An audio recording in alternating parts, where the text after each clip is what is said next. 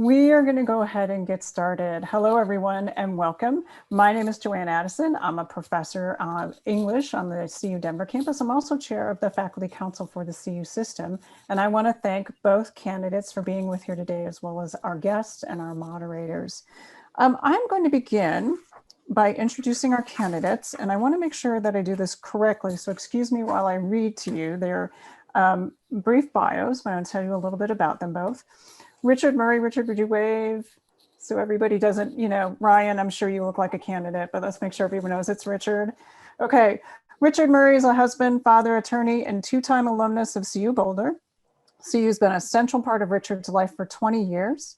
While at CU, Richard served as a tri-exec, which is the student body president, and on the Chancellor's Executive Committee, the Boulder Campus Planning Commission, and other boards. As a CU law student, he was the chair of the City of Boulder's University Hill General Improvement District Advisory Board.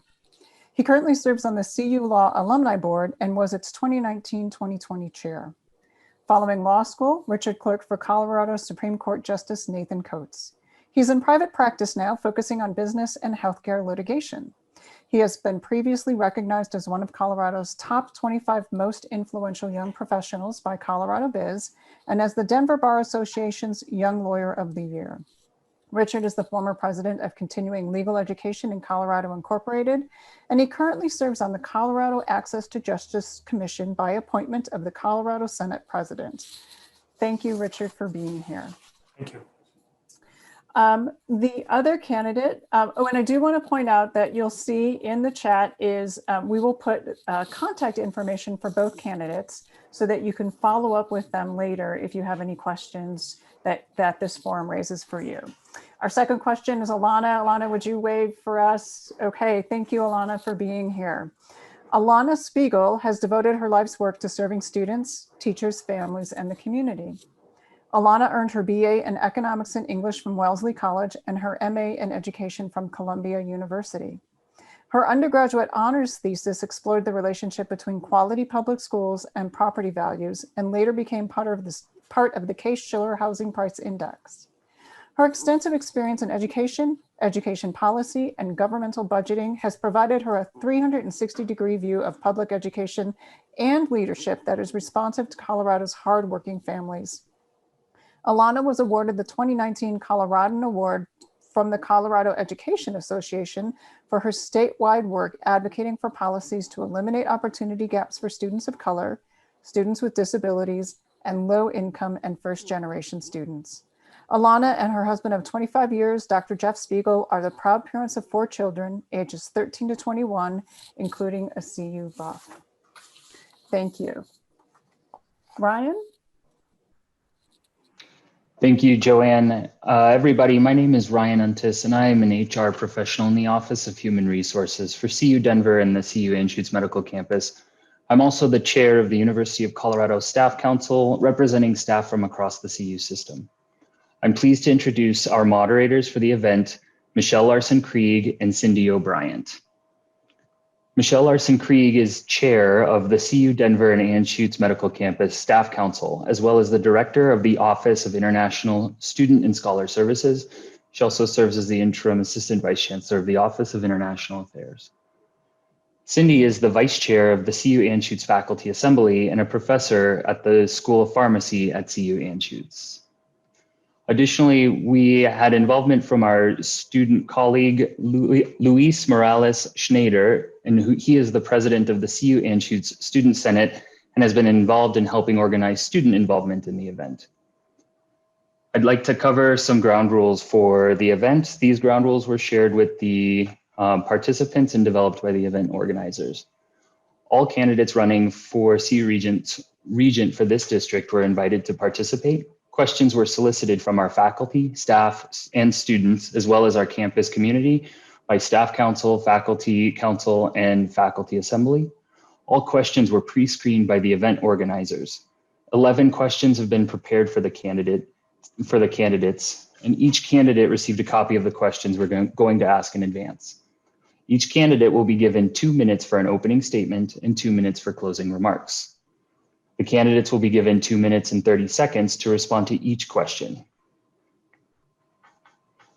The The intention of this forum layout is to allow candidates to share their vision for the campus and respond to questions from the campus community group, independent of debate with one another. I'll go ahead and turn it back over to you, Joanne.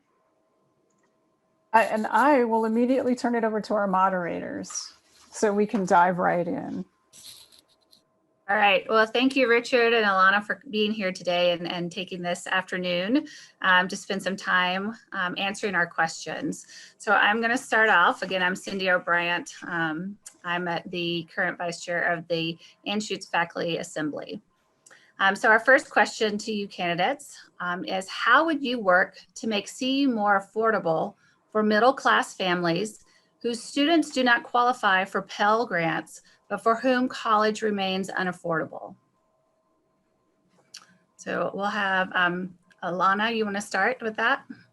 Great, thank you. And thanks everyone for having me here today. And I'll start with answering the question. I know we were kind of expecting to do introductory remarks, but that's okay. I'm ready to dive right in. I just wanted to make sure I was following the format and the ground rules you set out. I'm sorry. Why don't we start with introductory remarks and then we'll go into the question. Okay, great. So you want me to go ahead with my introductory remarks? Does that work?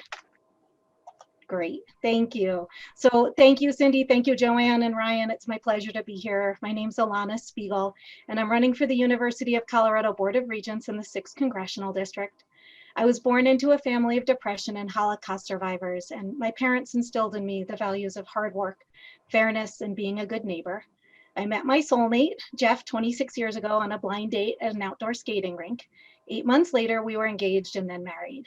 Together, we parent 4 absolutely amazing kiddos aged 13 to 21. 3 of our kids, though, have really struggled learning, which spurred my commitment to an inclusive and innovative education for all of our students. I've devoted my life's work to serving our students, teachers, families, and communities. I was called to be a teacher, so I know firsthand the power of public education to transform our communities. Some of you may still be asking yourself, what does a CU Regent do? And the truth is, CU Regents impact all of us and play a critical role in the future and growth of our state by setting the budget priorities for the University of Colorado, hiring the president, and guiding tuition prices. CU is the 3rd largest employer in the state, generating over $14 billion of economic impact, over $8 billion of that coming just from the Anschutz Medical Campus right here in our 6th Congressional District. So yes, our university says a lot about who we are as Coloradans. But it's time for a change in leadership. As your regent, I'll fight to bring transparency to the budget to see how we can lower tuition rates for our students and hardworking parents. I envision a University of Colorado where academic scholars can obtain the same scholarship opportunities as our athletes, where our university is strengthened by the diversity of our student body, not out of reach for students from across Colorado or the country because of the zip code they grew up in. Together, we can make the University of Colorado a flagship university, an example of how a university can be run and what a truly inclusive student body looks like. But it's going to take all of us, faculty, staff, students, the community CU serves. Thank you so much for having me today. Thank you, Alana. Richard, would you like to give us your opening statement? Yes, thank you so much. Thank you to the Staff Council, the Faculty Council, and the CU Anschutz Faculty Assembly for hosting today's forum. What better day to have you all hosting this than World Teachers Day. So I just want to thank everyone, all of our educators and all of our teachers for all of your hard work, your dedication, and your resilience, especially during this time of a pandemic crisis. My name is Richard Murray. I am also a candidate for CU Regent in the 6th Congressional District. CU has been a central part of my life for 20 years. This fall marks 2 decades since I first stepped foot on the campus in Boulder as an undergraduate student. Back then, I never would have thought that 20 years later, I'd have the honor of sitting here as a nominee to be on the ballot to serve as a CU Regent. I am everything I am because of CU, the education it provided me, the experiences it gave, the doors it opened, and the people I met. I got into this race because of my love and devotion to the University of Colorado. I literally wouldn't be sitting here today if it wasn't for CU. And I want to pay it forward and make sure that all students in our state have access to a world-class, affordable higher education. I have a 7-year-old son and a 5-year-old daughter. I want to make sure that when they are of college age, that we're going to be able to send them to the University of Colorado and be able to afford it, and that they're going to get the best education in the United States. My wife is also a CU alum. CU is a central part of our entire family. And I really want to make sure that our university stays on the right path and is a world-class leader in not only education, but research and innovation. As mentioned, it had a $14 billion economic impact on our state's economy last year. So everything that happens at the University of Colorado has a ripple effect across not only our state and region, but the entire United States for that matter. And so I really do want to make CU stronger and Colorado better. Great. Thank you both for giving us those opening statements. And I apologize for my excitement for asking questions. So I'll go ahead and repeat that first question, and then we can get started. So the first question again is, how would you work to make CU more affordable for middle-class families whose students do not qualify for Pell Grants, but for whom college remains unaffordable? So we'll start with Richard, and then we'll go to Alana. Okay. So this question really touches on one of the most important issues facing higher education across the entire United States, and in particular here in Colorado. Our state hasn't been immune to the rising costs of tuition and the rising costs of overall attendance for our students. The tuition increases, especially even since the time I was a student in the early 2000s, have gone up dramatically. Part of that is by the time the budgetary process gets in the works, the Joint Budget Committee's already allocated or set forth the amount of money that's going to be coming to CU, and that has been steadily declining over the past couple of decades. But the tuition increases have been passed every single time on a bipartisan basis. So even though we've had a long-standing Republican majority on the Board of Regents, we've had Democratic chairs, we've had many Democratic vice chairs. So it's not really a partisan issue. It's an issue facing our students and the families in our state. So affordability really is one of the key reasons why I got into this race. I'm a millennial, was born in the 1980s. I attended CU in the 2000s. I entered the workforce as the Great Recession hit, and I'm still paying off student loans. So I know firsthand how student debt burden impacts our younger generations. Right now, for an in-state student at the Boulder campus, by way of example, tuition is about $12,000. But the overall cost of attendance per year is about $30,000. So if that student is going to graduate in 4 years, hopefully 4 years, they're going to pay at least $120,000, assuming tuition doesn't continue to rise. It's just not a sustainable model. We have an entire generation of students who are literally taking out a mortgage on their future to get a bachelor's degree. So I have a personal passion for this because I've lived it firsthand. And so how are you going to address it? There's multiple ways. There's not one silver bullet for this issue. Otherwise, it wouldn't be a systemic issue across the country. So we really need to think outside the box. Given that we have elected regents, I think we have a very unique opportunity here in Colorado to come up with some innovative solutions, because we're all answerable to the people. First, I want to roll my sleeves and get into the budget. It's one of the most important responsibilities of a regent. And then in coordination with our professional staff, I want to identify areas where we can lower the cost of delivery of our programs, renegotiate and consolidate third-party contracts, work with our legislator to increase state funding, and then also work closely with our alumni and our business communities to secure additional scholarship funds and endowment and grant funds as well. Great. Thank you. Alana? Great. Thank you so much for the question. The University of Colorado needs bold new leadership to make CU more affordable to middle-class families. Prior to COVID hitting, Colorado funded higher education 48th in the country. As a result, CU builds its budget excluding state funding. After COVID hit, funding for higher education was cut by 58%, and further cuts are expected next year.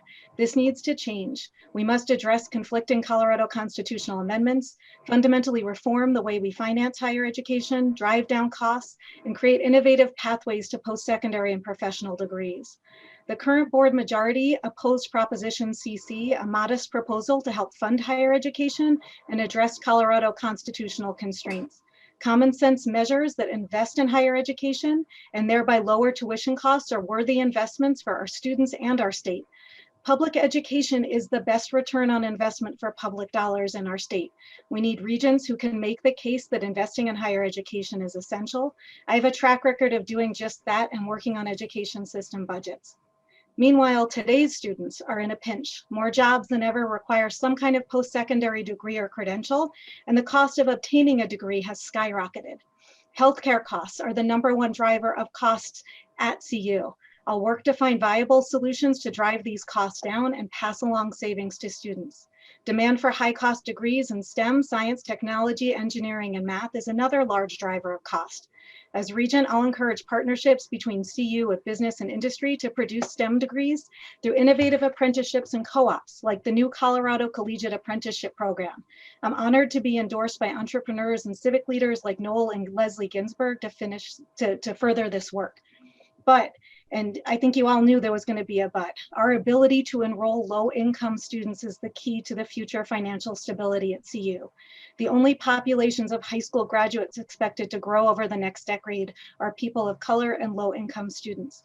To provide the next generation with pathways to higher education, we must fundamentally reform our system for financing higher education by partnering with our federal delegation to expand the scope and size of Pell Grants, move federal financial aid means testing to tax filing, move away from debt financing to income sharing, and create promise programs that offer free tuition. Making CU more affordable to middle-class families means voting for new and bold leadership.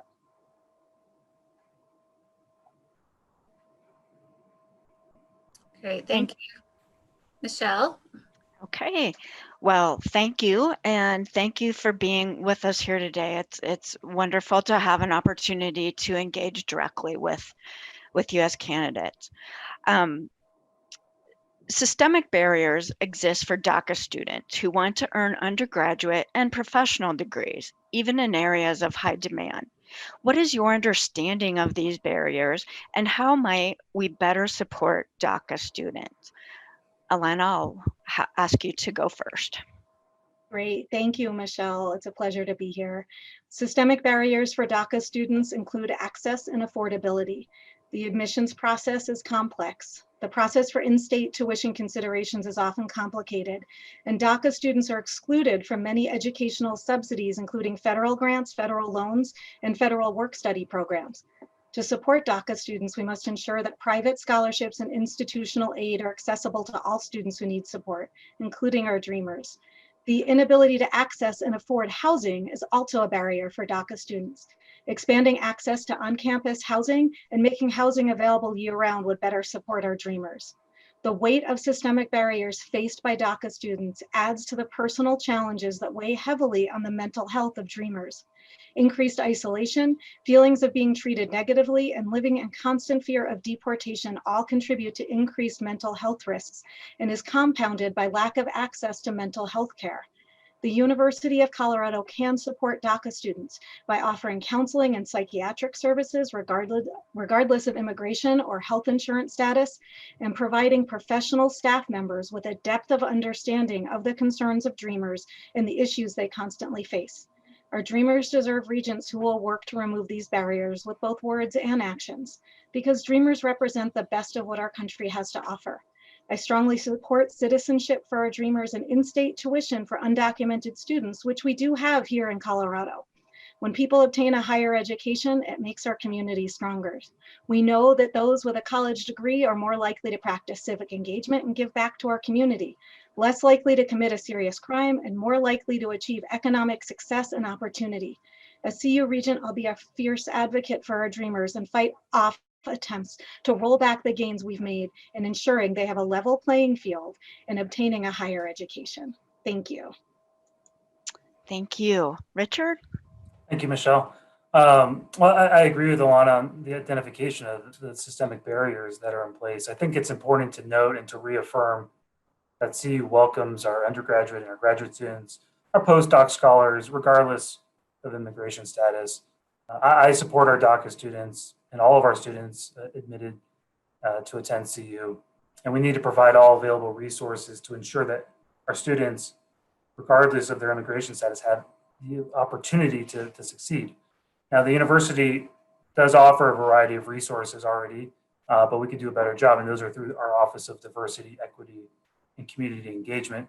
Just a few years ago, the Board of Regents passed a resolution to support students enrolled in DACA and ASSET programs, the Advancing Students for Stronger Economy Tomorrow program. And that resolution passed with unanimous support. All 9 regions voted for that. The regions also established the University of Colorado Student Relief Fund. And now that fund helps DACA students at CU who face financial hardship and legal impediments to accessing federal and state financial aid. So there's been progress made, but there's a lot to be done. We need to build on those efforts, but we need to do so in a continued bipartisan manner that will create a community with a sense of belonging for all, with the appropriate resources, and work towards eliminating the barriers that are affecting our students that were just previously discussed. Our DACA students enrich our CU community, and we need to do everything we can to support them. Thank you so much. Thank you. The next question is also mine. This year's decreased student enrollment and budget cuts to state funding will pose financial challenges to CU for years to come. One such immediate challenge has been in pay cuts and furloughs for faculty and staff. How would you propose addressing this issue, particularly for vulnerable staff and junior adjunct faculty at CU? And Richard, I'll ask you to answer first. Yeah. So now that the fall semester started, we know that the enrollment numbers of students who showed up decreased, and in turn, you have a natural decrease in revenue sources from that. And so we need to ensure that we can have a rebound in our enrollment. There's questions that are raised by the drop this year. Are those students going somewhere else? Are they going to another college, a community college? Are they taking a gap year? Are they going to work? Have they decided that they're not going to attend college altogether? If they're going somewhere else, where are they going? So we need to focus on getting our enrollment numbers back up in future semesters and next year as well, because that will have a real life economic impact on our faculty and staff positions and our salaries. So we have a very talented university staff that works on addressing the financial health of the system. And so as regents, part of our fiduciary responsibility is to work closely with them in assessing the financial well-being, looking through the budgetary process, looking at staffing and everything. And so I personally certainly want to make sure that we end the pay cuts and the furloughs as quickly as possible. Some ways of driving that, trying to think outside the box, would be looking at maintenance that could be deferred, or capital expenditures that can be postponed, big ticket items that would allow additional funds to be used towards faculty, staff positions, and reducing furloughs and pay cuts.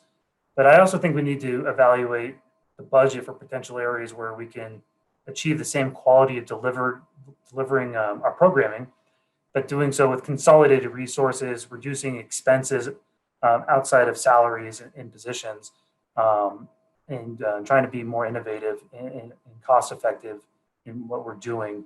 On the revenue side, I think it's going to be imperative that we work closely with the General Assembly and the Joint Budget Committee to prevent any further reductions in next year's allocations, and making sure the governor doesn't cut general fund dollars, a portion of the CU. Then on the federal government side, the CARES Act funding was helpful, but if there's going to be a potential for additional relief, that'd certainly help alleviate the reductions in pay and any furloughs. Thank you so much. Thank you. Elena? Great, thank you so much. So I propose addressing the immediate challenges of pay cuts and furloughs by listening to and respecting our vulnerable staff and junior adjunct faculty. To specifically address the current challenge, I support proposals for equitable budgeting by revising the strategy for addressing new budgetary constraints. Higher compensated administrators should see a far greater percentage reduction in pay compared to lower compensated workers. CU Denver is the only one of the campuses that did this sort of pay cut and furlough. That means that CU Denver faculty took a larger pay cut percentage than faculty or staff on other campuses. It also means that the lowest paid are getting hit the hardest on some of our campuses, with the exception of those earning below $60,000 annually who didn't see cuts, but are still suffering from extensive layoffs and lack of job protections and hazard pay.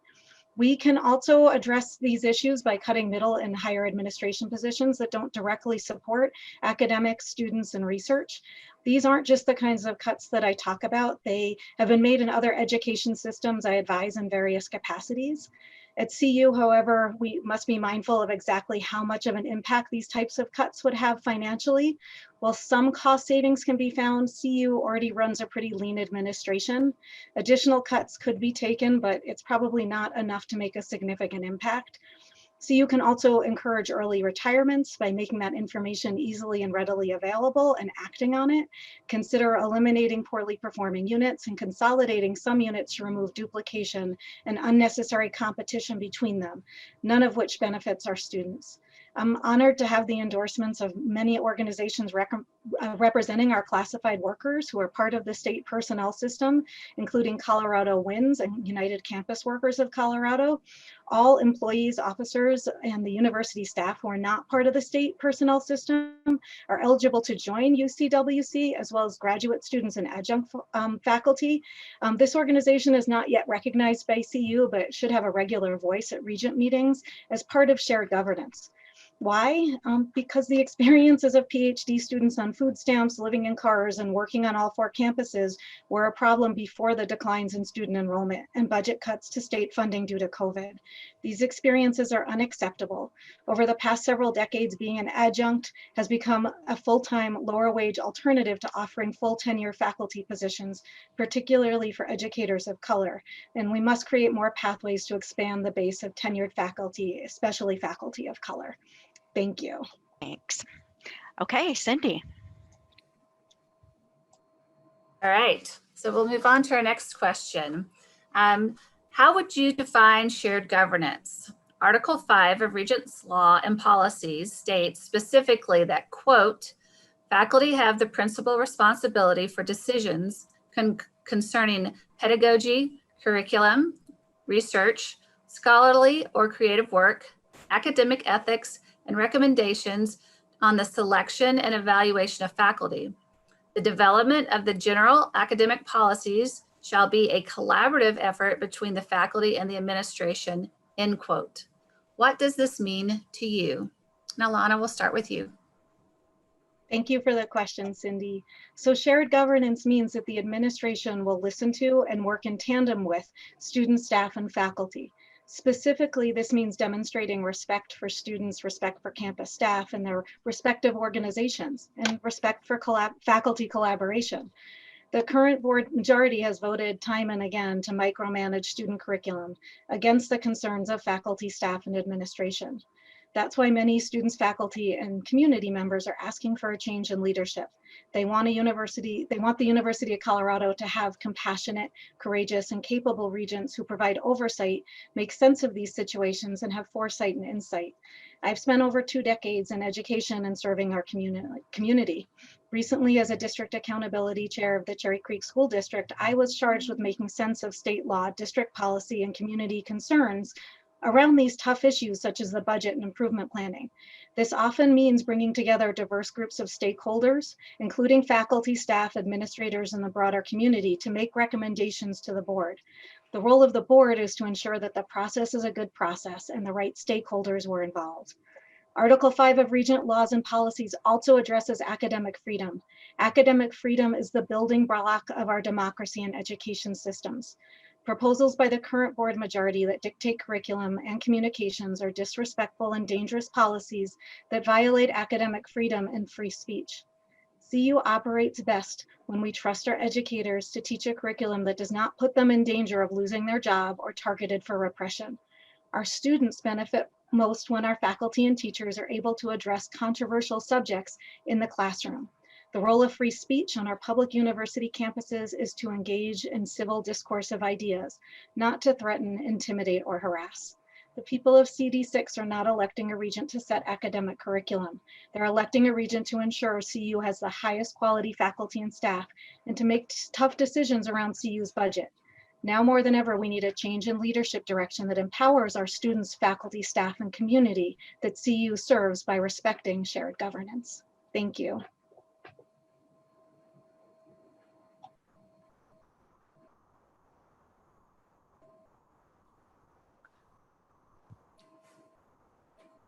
Great. Thank you, Alana. Richard? Great, thank you so much. So I've lived in the shared governance realm as a tri-executive or a student body president at the CU Boulder campus. I was intimately involved in shared governance while we were overseeing a $27 million student fee budget. So I've lived shared governance. It's an important guiding principle of our CU system. So shared governance requires collaboration in major decisions that affect the academic welfare of the university. And the nature of that collaboration is also done in tandem with students and staff, depending on the nature of the decisions that are in question. And that's right out of Article 5 that you had cited in your question on it. So Regent law provides that the regents, the faculty, the administration are supposed to collaborate. The regents are to listen on major decisions that are affecting academics.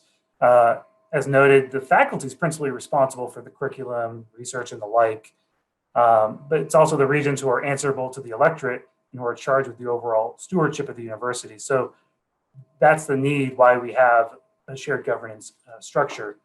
And as part of that structure, students and staff are a critical component of it. When I was a tri-exec, we were directly involved in discussions that had impacts on the students, and we were part of that collaborative process. So I have profound respect for it. So what does that all mean to me? As part of, I think, the question, and that's how it ended, was what does it mean to me? So shared governance is a codified recognition of the important stakeholders that we have at CU, and it provides guidance on how those students, faculty, and staff are to collaborate in the furtherance of the best interests of the university, which I believe would be in the furtherance of the best interests of the people of CD-6 and for the state of Colorado. Just briefly, it was briefly mentioned about freedom of speech, and I'm a huge proponent of freedom of speech, freedom of thought, freedom of expression on campus, and that students should be allowed to have the ability to express themselves in a constructive, civil, and safe environment.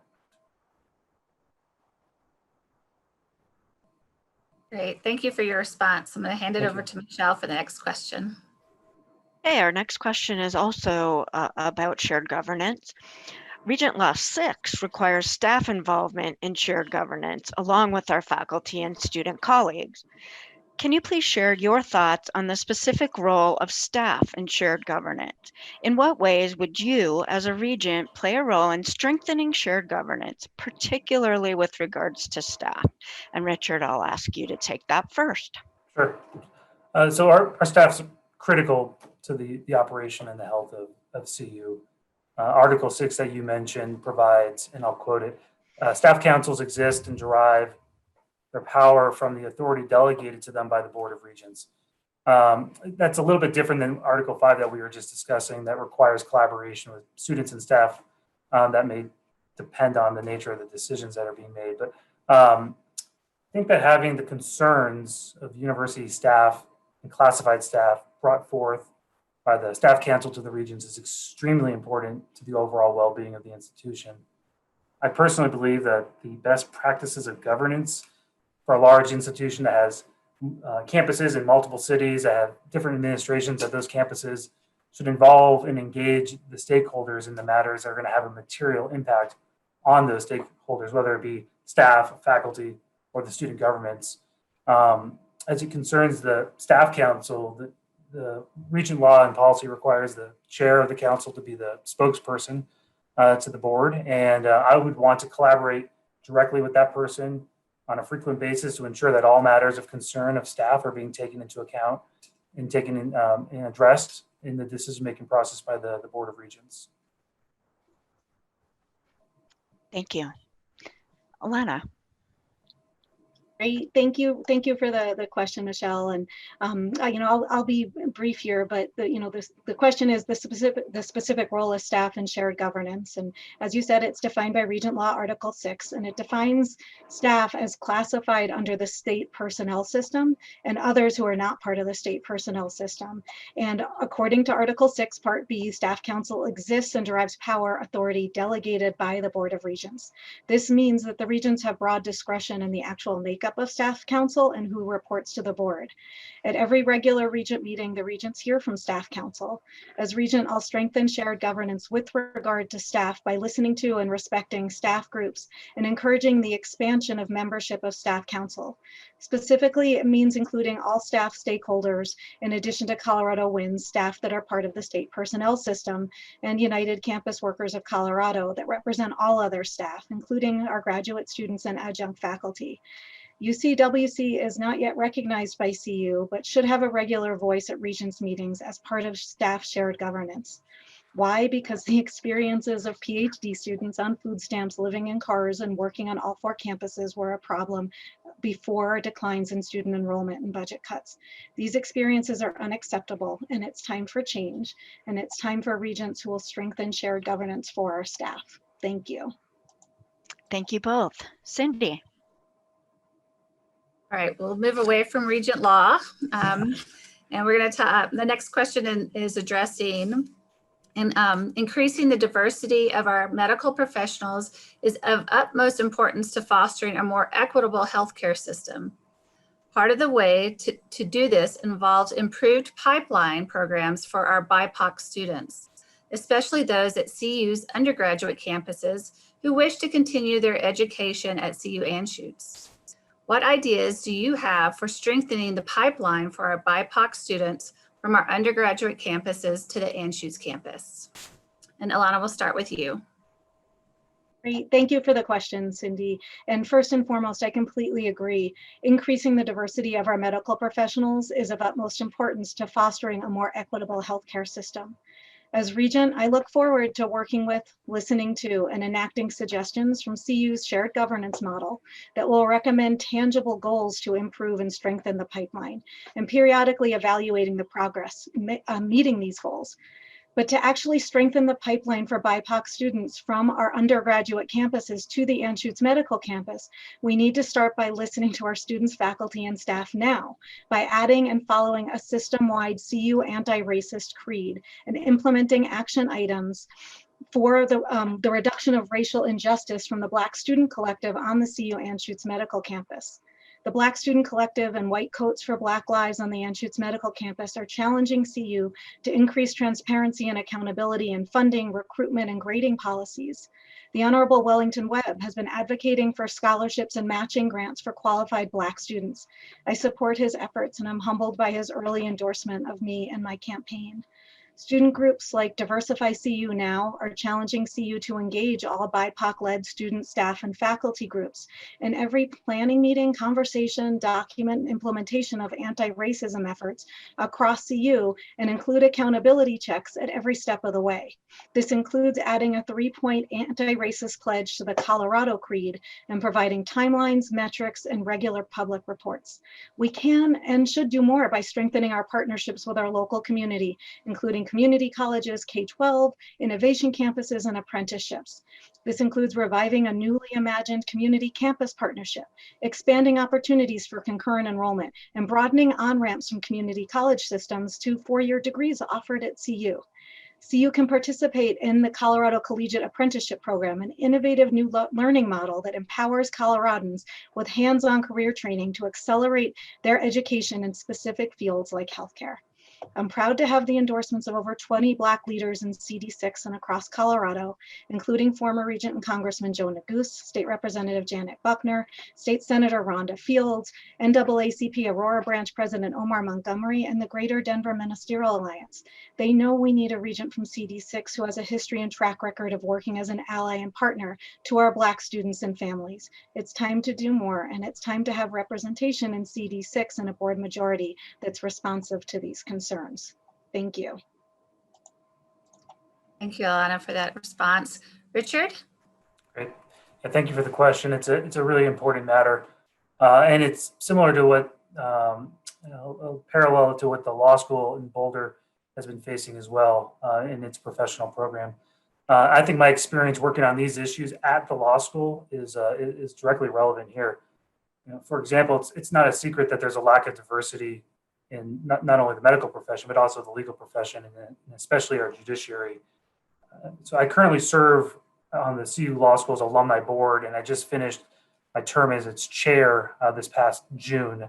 And our law alumni board has made diversity a primary focus, working hand in hand with Dean Anaya and his administration, including the admissions staff, on the recruitment efforts of students from diverse communities. So this included personal outreach by our alumni to diverse applicants and from our board members.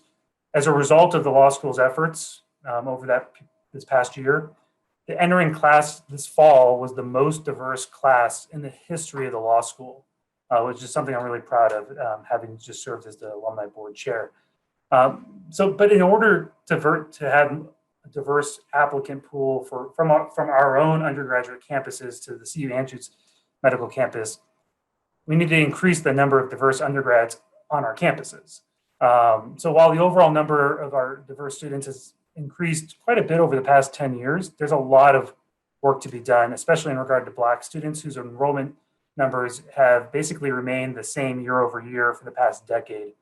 According to last year's, or the most current, CU Diversity Report for 2019-2020, students of color enrolled last fall in 2019 across the entire system represented about 30% of students, which was up 92% from just the fall of 2010. So some good progress, but in Boulder, the undergraduate enrollment rate for Black students, as I mentioned, didn't really increase at all over the past 10 years. And for Latino students, it only increased about 5.5%. So there's a lot of work to be done there. I agree, we need to do a better job attracting, recruiting, supporting, and retaining students of color, including in promoting scholarship opportunities, fostering a community where everyone has a sense of belonging. Increasing the number of faculty members from diverse communities is paramount, and providing the necessary resources for our students to succeed.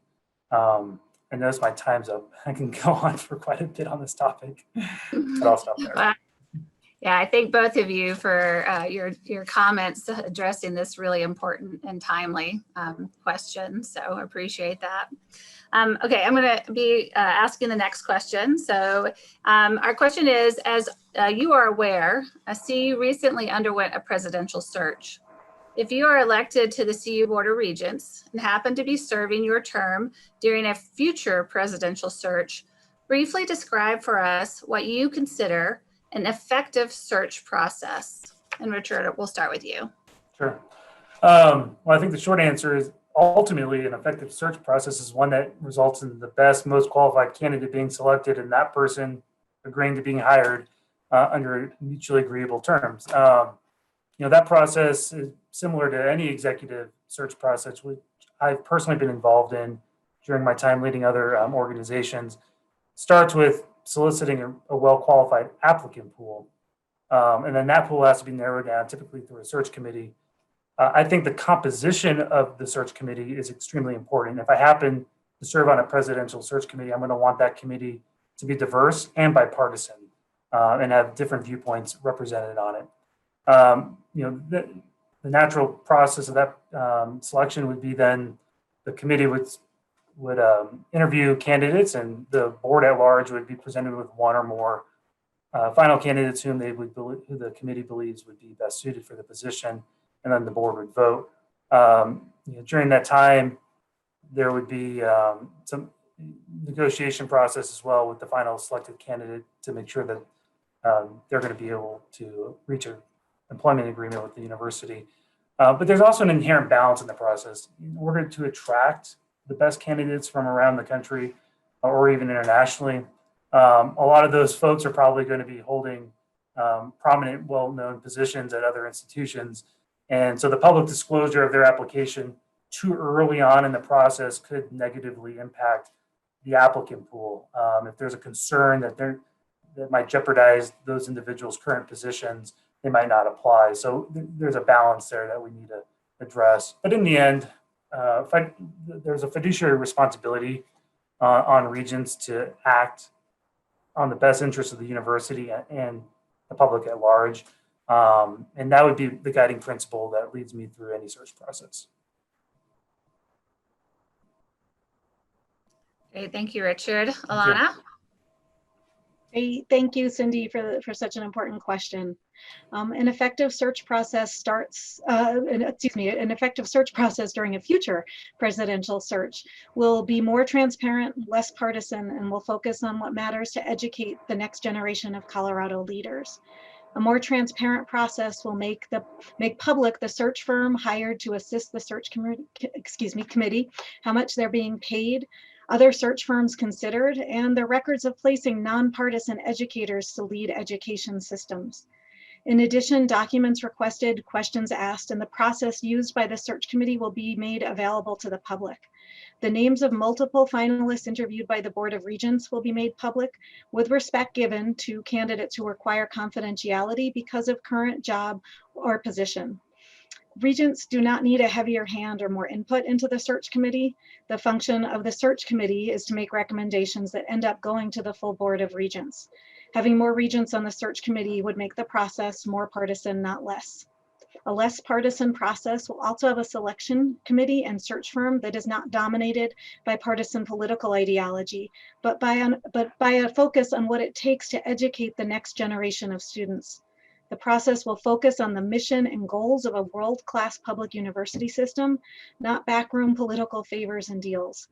A well-thought-out process includes listening to and respecting committee members, as well as the broader CU community. One way to improve the process is to solicit stakeholder feedback from all faculty, staff, students, and community members to identify key values needed by a future president prior to hiring a search firm. Interviews during an effective search process include input and questions generated from a robust and diverse group of faculty, staff, students, administrators, and regents. Effective public vetting provides facilitated opportunities for respectful dialogue and opportunity to present more than one finalist. As an active member of the education community here in CD-6 in Colorado, I've had the privilege of serving on multiple committees selecting and recommending high-level candidates to lead education systems. I've helped facilitate community input sessions prior to hiring search firms and decision-making. The transparent, well-thought-out, nonpartisan process has resulted in the best candidate to lead some of our most successful education systems. That's why it's so important to have regents like me who have the support of broad, diverse, nonpartisan coalitions of education, business, and community leaders, and who have a 360-degree view and experience in education and education policy overseeing a future presidential search. Thank you. Great, thanks, Alana. I'm gonna now hand it back over to Michelle. Okay, this next question, what role should online education play at CU, and how should we get there? Alana, I'll ask you to start. Great, thank you for the question, Michelle. Online courses provide opportunities for working students and many families in rural areas to obtain a college or postgraduate degree. But the backbone of the University of Colorado and what makes CU so great is hands-on learning in the classroom. We have some of the greatest faculty on the planet here at CU. Online courses should be taught and tailored by our professors and educators, not companies looking to make a buck off of students' education. The coronavirus pandemic has highlighted the premium and value students and families place on a robust, in-person, on-campus, residential post-secondary education. It's also highlighted the importance of a high-quality, robust online strategy. A draft report and analysis from EY Parthenon from February, prior to COVID, suggested several criteria for consideration by CU leadership, including market share potential, ability to drive cost efficiencies, and faculty support. Additional factors for consideration were the path to achieving growth and the financial model structure. Faculty overwhelmingly supported an individual campus approach and overwhelmingly did not support a separate fifth campus model. Since COVID hit, I've heard from faculty and staff that they have felt shut out of the discussion of a system-wide online strategy. We must include feedback from faculty and staff in the path forward. In particular, an online strategy should develop from a shared governance model, respect of intellectual property rights of faculty and staff, developing the content and pedagogy, and include robust privacy protections for our students. Online education at CU must prioritize student needs and professional knowledge of faculty and staff.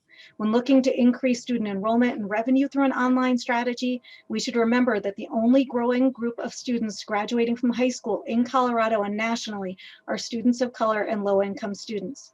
The research is clear that although online can provide access, student success and degree attainment lags behind a truly personalized experience with a person, by a person, and for a person.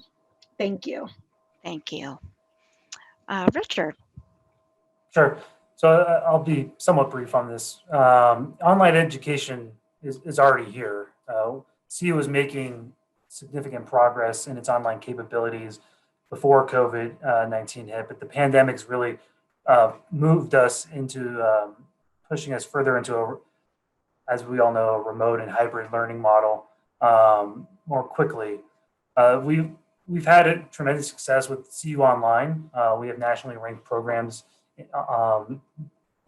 our distance learning capabilities, but that's a little bit different than what is currently being utilized, say, on our campuses with the hybrid model, or as of right now, fully remote model of online instruction.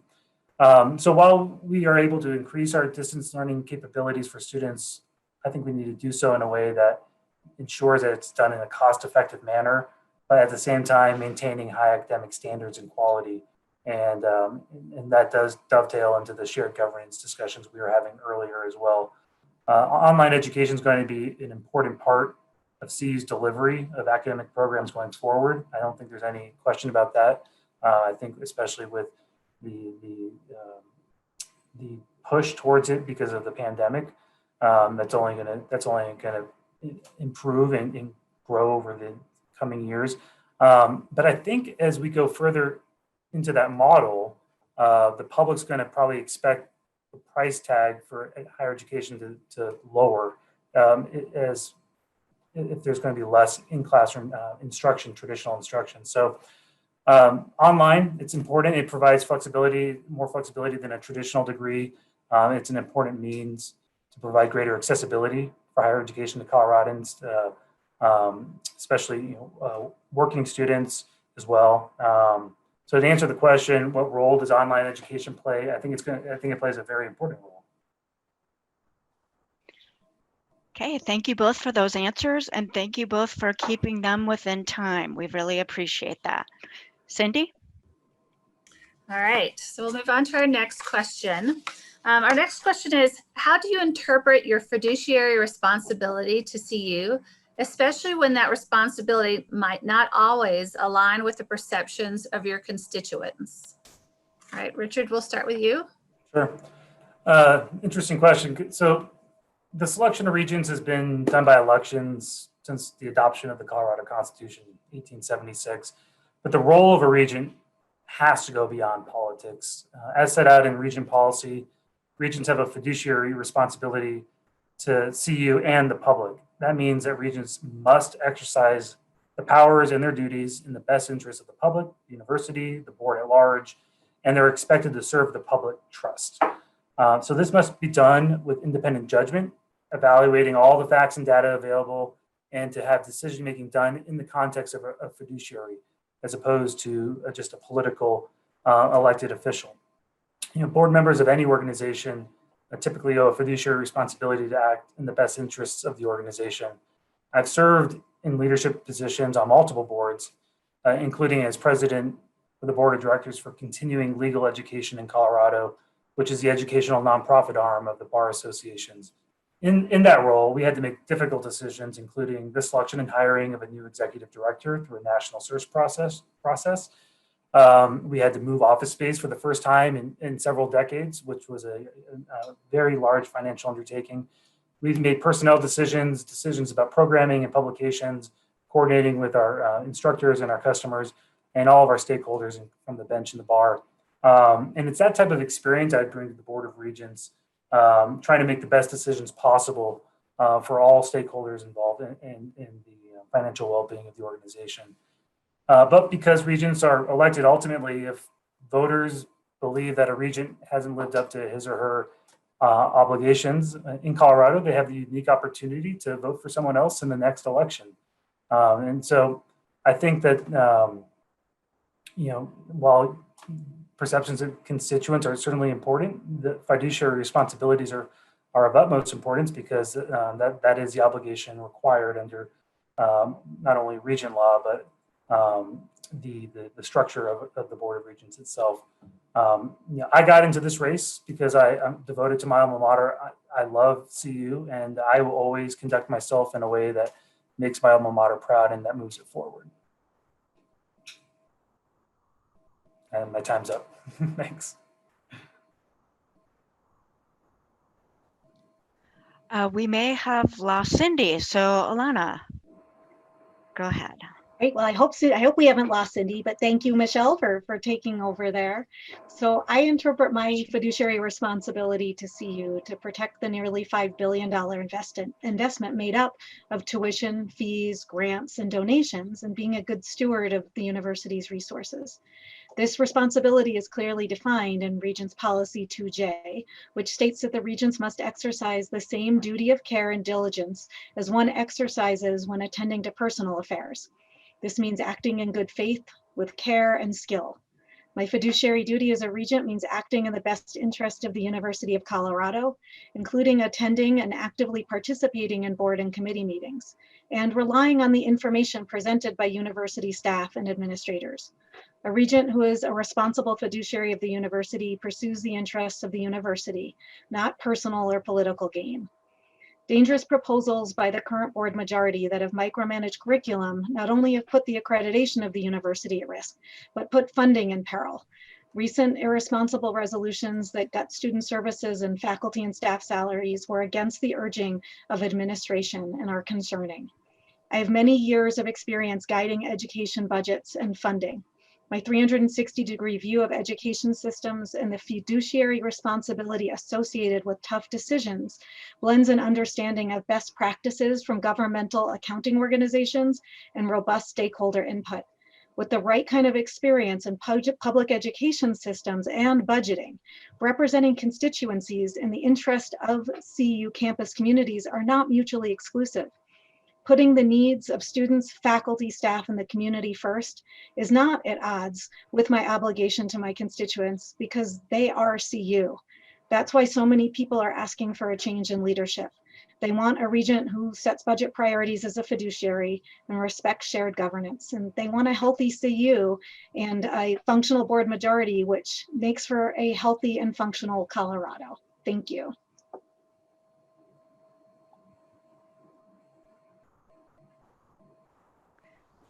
Okay, thank you. And I will take the next question.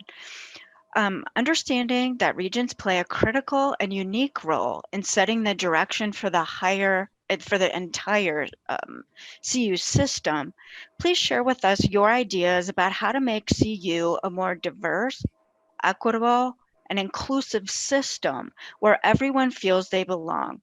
As a regent, how might you be able to increase faculty, staff, and student diversity? Alana, we'll start with you. Great, thank you, Michelle. What an important question. We can increase faculty, staff, and student diversity by making CU attractive to diverse faculty, staff, and learners. A good place to start is with Regent Kroll's June resolution that includes exploring alternatives to the ACT and SAT standardized tests as a high school graduation requirement and higher education entrance exam. We can encourage our state legislature and governor to rid K-12 and universities of this requirement permanently, not just the one-year timeout we currently have. We can expand the pre-collegiate outreach programs into more communities of color. And once students arrive on campus, we can conduct pay equity analyses and review diversity-related training and professional development programs and to determine their extent and effectiveness. And we can develop new and mandatory training programs for faculty and staff that focus on anti-racism and anti-bias. We can review procedures for naming buildings and recommend new names that honor the significance of civil rights challenges. We can audit policies for recruiting students, specifically Black students and students of color. we can create incentives for serving low-income, first-generation, and underrepresented students for degree attainment. In the words of Professor Kendi, one either allows racial inequities to persevere as a racist or confronts racial inequities as an anti-racist. There's no in-between safe space of not racist. The claim of not racist neutrality is a mask for racism. With new leadership on the Board of Regents, we can make CU a more diverse, equitable, and inclusive system where everyone feels they belong. It's time to do more. It's time for change, and it's time to have representation that is responsive to these faculty, staff, and student concerns to increase diversity. Thank you. Thank you, Alana. Richard. Sure, thank you. It's a very important question. We should all want all of CU, all of our 4 campuses to be a place where everyone feels they belong. The sense of belonging is essential to fostering and improving a system that is more diverse, more equitable, and more inclusive. This isn't a new issue. When I was a student body president or a tri-exec at the Boulder campus, one of our student government's major priorities was diversity. It was our tri-exec administration that implemented SOURCE, the Student Outreach Retention Center for Equity, which then became a dedicated cost center during our administration. SOURCE is a center designed to not only provide strong resources for underrepresented students on campus, but also ensure a stronger, more cohesive campus community at CU. It was created to assist with the recruitment and the retention of underrepresented students. I'm proud of those efforts, and I'm going to build on those as I go forward, and hopefully as a regent. Now, there's been a lot of progress made over the years since I was student body president, but there's a long ways to go. I spoke earlier about my experience as chair of the CU Law Alumni Board and the efforts to recruit and support diverse students and faculty. We recently just voted unanimously to support Dean Anaya's newly launched anti-racism and representation initiative. A presentation of that new initiative was highlighted at the law school's alumni awards banquet, which I had the honor presiding over just a couple of weeks ago. And that banquet helped raise funds for this new initiative. Dean Anaya's initiative presents a very detailed roadmap for efforts to consider. And I recommend anyone interested to go to the law school's website, just colorado.edu/law, to learn more about it. Similar to what the law school is doing, it includes developing and formalizing a student recruitment plan, evaluating the admissions process to ensure that it's more equitable, developing program of outreach to high school students from underrepresented groups to build the pipeline of undergrads that can then go on to further education at one of our campuses and then beyond. And so our efforts really need to be wide-reaching, from the recruitment and admissions process to financial aid and scholarship support, creating a community of belonging, as I mentioned, and providing the resources to our diverse faculty, students, and staff. So as a regent, I'll do as I did as a student leader. I'll focus on these issues, I'll listen, I'll learn, and I'll collaborate to develop ways to address them. Great, thank you so much. Thank you. Okay, All right. there she is. Okay, perfect. Sorry, I'm on campus and I'm having connectivity issues, so it doesn't bode well. I purposely came in from my house just to prevent this from happening while my 3 kids were on school. So, all right, great. Thank you guys so much. This is our last and final question for the day. So the last question is, following up on the previous questions, as CU contemplates strategies to meet the challenges of these impending budget cuts over the next few years, in what ways should shared governance, including faculty, staff, and students, be included in decisions surrounding budget decisions for CU? And Richard, we'll have you start. Sure. Yeah, that's an important question. It's an important question, because ultimately the buck stops with the Board of Regents on the budget. But under our shared governance structure, it's really important to have all of our stakeholders through the shared governance structure be involved on any material decisions that will affect them. We have a fantastic staff that works on the university's finances, the budgets, strategic planning. And obviously those types of decisions aren't made in a vacuum. There's a lot of work that goes into them. But I think collaborating and getting the input of the folks through our stakeholder process is important. Now, where there's decisions that are going to have a material impact, I would want to be involved, have them involved, faculty, staff, student government's also involved in that, like I was when I was student body president. The more information, comments, data, feedback we get, the better decisions we can make, because we'll understand how it's going to impact all facets of the university. Of course, the question that was asked is general, and so different issues are going to have different strategies, and they might call for different decision making, which is also all contemplated in the Regent law and policy, in the concept of shared governance. But I do pledge that to everyone watching that I will always act in the best interest of CU. This position is personal to me. CU is such an important part of who I am, and I will always act to the best of my capabilities to serve it. Great, thank you, Richard. Alana? Thank you, Cindy, and I feel your pain working from home with multiple kids online and the fears of a connectivity issue. So far, so good. But back to your question about shared governance and how that has to be included in decisions regarding budget decisions for CU. And the way we can do that is by listening to and respecting our faculty, staff, and students. Regents aren't running a corporation or a law firm. We're running this world-class education system, and Regents as fiduciaries make tough budget decisions, and they govern by asking if the process of shared governance is working. Is it having the intended effect? Are there unintended consequences? If it's working, great. If not, then we need to ask why and what policy and process needs to change.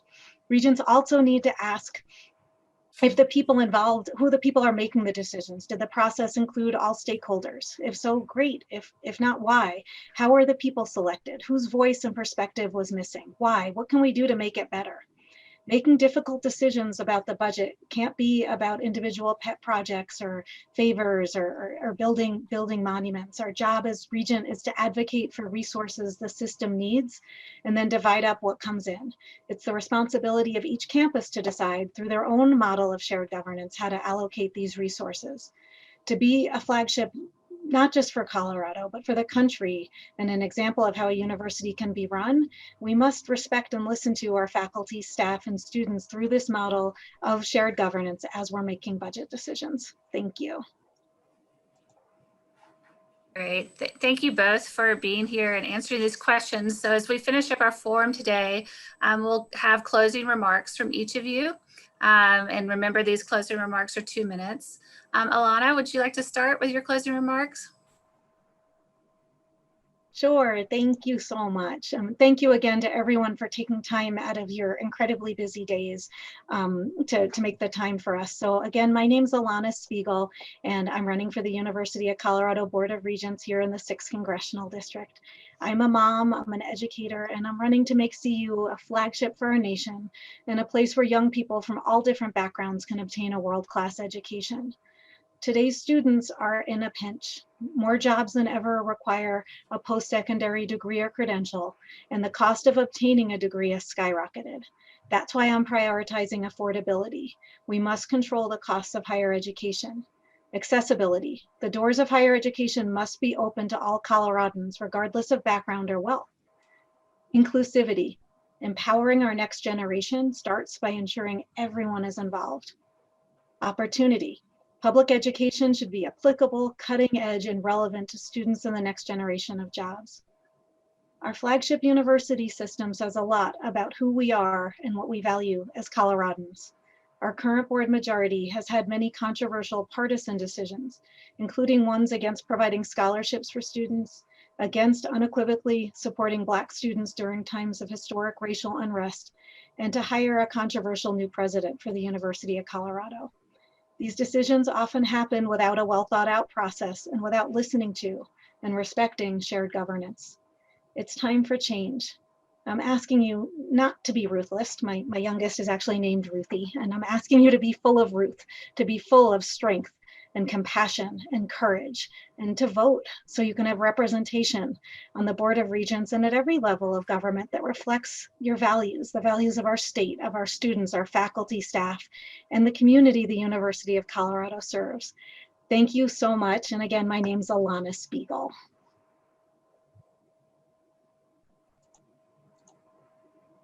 Richard, go ahead. All right, thank you, Michelle. Thank you, everyone, Great. for Thank you, Alana. Thank you everyone for organizing today's forum, and thank you everyone watching. This is a critically important race. It's a personal race to me, having been a two-time alum of CU Boulder. I'm a husband, I'm a father. I served as student body president of the Boulder campus, overseeing the nation's largest student government. I work collaboratively with faculty, staff, folks with different perspectives. I know how CU works. I know how to get things done at CU. This race really means so much to me in my family. My wife, having also been a CU alum as well, and hopefully one day my children will be able to go there. And that's really why I'm fighting so hard for CU.